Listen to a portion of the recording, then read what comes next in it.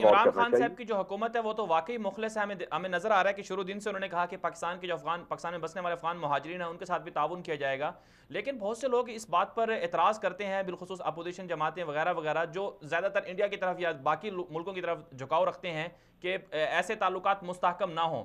तो आप इमरान खान साहब की हुकूमत को क्या तजावीज़ देना चाहेंगे कि वो अफगानिस्तान से ताल्लुकात के हवाले से किस तरह की मजीद पेशरफ्त करें?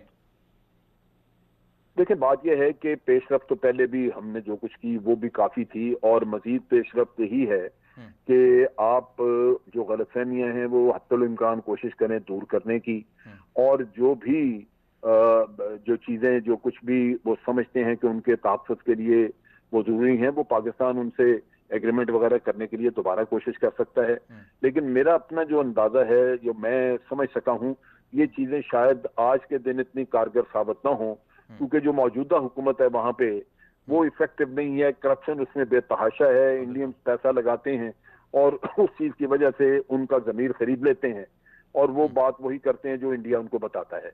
हम्म। तो जब तक वहां के अवाम में ये चीज, ये प्रोपेगेंडा खत्म नहीं होगा, पाकिस्तान एंटी पाकिस्तान प्रोपेगेंडा, और लोगों को ये समझ आएगी कि उनके मुल्क के लिए अमन अमन कायम करने के लिए पाकिस्तान मुखलिस है, इंडिया नहीं, और बिल आखिर अमन तो उनके मुल्क में आएगा ही पाकिस्तान के तावन से, तो फिर बातें दुरुस्त हो जाएंगी। जो कुछ भी हम कर रहे हैं वो सारा मुफीद होगा खित्ते के अमन के लिए।